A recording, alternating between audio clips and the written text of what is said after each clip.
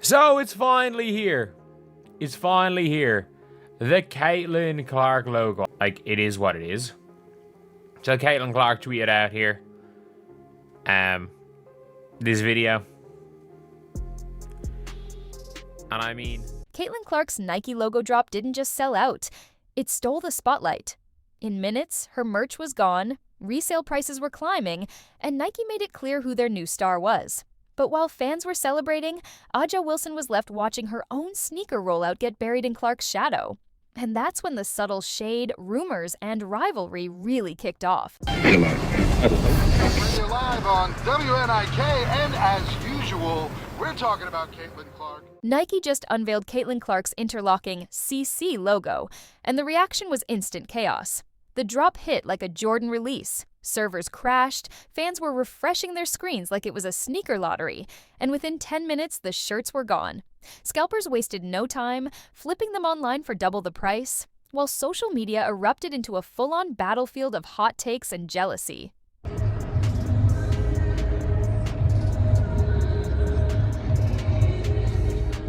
This wasn't just a t-shirt, it was Nike's loud, unmistakable statement. Caitlin Clark isn't just a player, she's the player. Her logo immediately drew comparisons to icons like Jordan's Jumpman, Kobe's sheath, and LeBron's crown. Symbols that don't just brand an athlete, they define an era. And for a rookie to be handed that kind of status, that shook the basketball world. Fans lined up outside stores, resale sites crashed, and Clark's name dominated headlines. It was bigger than basketball, it was culture. And that's exactly why the frenzy didn't stop with excitement. Because while Clark was becoming Nike's new empire, Aja Wilson was left with a bitter reality. 6 years of loyalty to Nike only to be eclipsed by a rookie in a single day. For Aja Wilson, the timing couldn't have been more brutal. After 6 years of grinding with Nike, stacking MVPs, winning championships, and proving herself as one of the WNBA's most dominant players, she finally got the call every athlete dreams of, her own signature shoe. The A1 was supposed to be her crowning moment, the payoff for years of loyalty and success. But instead of standing tall in the spotlight, Wilson's rollout landed with a thud. Her logo? Fans compared it to generic clip art, basic, uninspired, and forgettable. The release didn't crash websites, it didn't light up resale markets, and it didn't trend for days on social media. Stores still had shelves stocked, and whatever buzz there was fizzled out almost instantly. Then came the worst part, the comparison. While Caitlin Clark's logo tee was selling out in minutes and sparking wild bidding wars online, Wilson's A1s were being mocked for lacking creativity. The veteran who had done everything right was suddenly looking like the afterthought next to the rookie who hadn't even played a full season. And the whispers started. Fans and insiders claimed Nike intentionally downplayed Wilson's rollout to make Clark's look even bigger, setting up a narrative that the Clark era was inevitable. Some even said Wilson had been frustrated enough to flirt with Adidas before Nike finally gave her the deal she'd been waiting for. But by then, it was too late. Clark had already leapfrogged her, and the difference in hype made it painfully obvious. For Wilson, what should have been a victory lap turned into a reality check. 6 years of proving herself, only to watch her moment get swallowed whole by a rookie's logo. And the subtle shade she started throwing on social media, that was just the beginning. A logo might look like a small thing, but in basketball, it's everything. Think about it. Jordan's Jumpman isn't just a silhouette, it's a revolution. Kobe's sheath, LeBron's crown, KD's initials, those symbols became empires. They're more than branding, they're a signal. This player defines the era.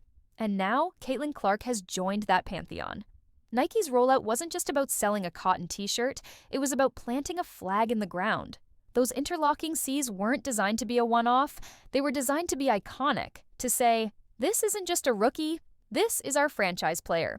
The buzz around her logo made it clear. Fans weren't just buying merch, they were buying into a movement. Some even said the design looked more luxury than sports, like Chanel or Gucci dropped into the WNBA. That's exactly what Nike wanted, to position Clark as not just an athlete, but a brand with crossover appeal. For Wilson, the sting was obvious. Her shoe rollout didn't get this kind of treatment. No cultural push, no big vision. Just a logo that looked like an afterthought while Clark was being placed in the same conversation as Jordan. The message was loud and clear. Nike wasn't just selling sneakers anymore, they were selling the Caitlin Clark era. The frenzy around Clark's logo didn't just spark excitement, it sparked suspicion. Fans started connecting dots, and the theories came fast. Some swore Nike had set A'ja Wilson up to fail, intentionally giving her a bland rollout so Clark's debut would look bigger by comparison. Others believed ESPN and even the WNBA itself were in on it, pushing Clark as the league's new golden face because controversy drives clicks, and clicks drive cash. The timeline only made things look worse. Wilson had been grinding with Nike since 2018. 6 years, multiple MVPs, 2 championships. Finally, she gets her signature shoe. But the moment it drops, Caitlin Clark swoops in with a logo that blows the internet apart, instantly overshadowing everything Wilson worked for. Coincidence? Fans didn't think so. Conspiracy threads flooded social media. Some claimed Nike always planned to crown Clark, and Wilson's shoe deal was just damage control to keep her from jumping ship to Adidas. Others pointed to Nike's marketing push. Wilson's rollout felt quiet, almost muted, while Clark got a full commercial, massive billboards, and the kind of buzz usually reserved for NBA legends. And then there were the bigger debates. Was this really about basketball, or was it about business, about marketability, about who could bring in casual fans? Even race became part of the conversation, with heated arguments about why Clark was getting mainstream attention that veterans like Wilson never had. Whether any of it was true almost didn't matter. The speculation alone was enough to keep Clark's name trending non-stop. Every whisper, every rumor, every fan theory kept the spotlight on her. And if Nike really was playing chess with its athletes, it was working. Because Caitlin Clark wasn't just selling merchandise, she was selling headlines. If the conspiracies weren't enough, A'ja Wilson's own social media activity poured fuel on the fire. Right after Clark's logo launch, Wilson started dropping posts that fans couldn't help but read as shade. Phrases like "respect the game" and "real hoopers know" hit timelines at the exact moment Clark's hype was peaking. Add in a few retweets of fans calling Clark overhyped, and suddenly the rivalry wasn't just fan-made, it felt personal. Clark's defenders clapped back instantly, pointing out the numbers. Clark's games were pulling record-breaking ratings, her jerseys and sneakers were selling out in minutes, and arenas were filling up just to see her play. They argued Wilson wasn't just throwing shade. She was bitter that a rookie was doing what veterans hadn't been able to do for years: make the WNBA mainstream. The back and forth spiraled online. Was Wilson simply asking for respect as a proven champion, or was she taking not-so-subtle shots at Clark's rise? Depending on who you asked, it was either a veteran demanding credit or a superstar watching her spotlight get stolen in real time. Either way, the tension between on-court dominance and cultural dominance was out in the open for everyone to see. At the end of the day, hype only lasts if the numbers back it up. And for Caitlin Clark, the numbers don't just back her up. They put her in a different category entirely. The WNBA just recorded its best TV ratings in nearly 25 years, and out of the 22 games that crossed the 1 million viewer mark, Clark was in 19 of them. That's not random luck. That's the definition of box office. On the road, her impact was just as undeniable. When the Indiana Fever rolled into town, ticket sales spiked by 87%. Whole arenas planned promotions around her appearances, with teams essentially marketing Clark more than their own players. Kids showed up in homemade Clark jerseys, and families who had never watched a WNBA game before suddenly cared because she was there. And then there's the merchandise. Clark's Kobe PE sneakers sold out in less than a minute, leaving thousands of fans frustrated and resale markets booming overnight. Her logo tee? Crashed Nike's website. Prices doubled within hours, with some fans even comparing the design to luxury fashion houses like Chanel or Gucci. It wasn't just sports merch anymore.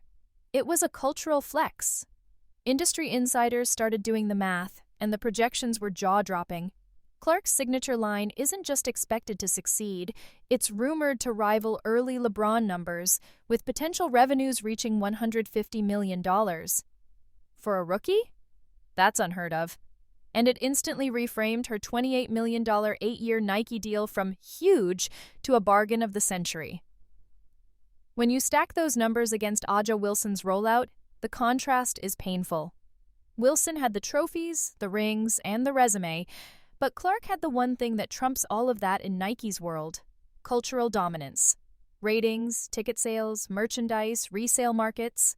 The kind of influence you can't coach, you can't fake, and you definitely can't ignore. For Nike, the math was simple. Clark wasn't just a star. She was the star. And once those receipts hit the public, the rivalry narrative wasn't just about who was the better player. It was about who could carry the league into the future. And right now, Clark was making that choice look easy. If there was still any doubt about Nike's strategy, the projections erased it. Industry insiders leaked that Caitlin Clark's signature line could pull in numbers on par with a young LeBron James, with revenues climbing toward $150 million. For context, that's territory most athletes never touch in their entire careers, and Clark hasn't even had her first full season yet. That's why her $28 million 8-year deal, once considered massive, is now being called the bargain of the century. Nike locked her in early, and with every sold-out drop, the return on investment just gets bigger. Her logo tease alone created resale markets that doubled overnight, and that's before the real signature sneaker line even launches in 2026. Meanwhile, A'ja Wilson's deal, though one of the richest in WNBA history, suddenly feels reactionary. She got her signature shoe, but without the cultural pop, the resale hype, or the mainstream attention, it didn't carry the same weight. To many fans, it looked less like a bold investment and more like Nike scrambling to keep her happy while they funneled their real energy into Clark. It's cold. It's calculated. But it's exactly how Nike built empires before. With Jordan, with Kobe, with LeBron. The message is clear. Clark isn't just another star athlete under contract.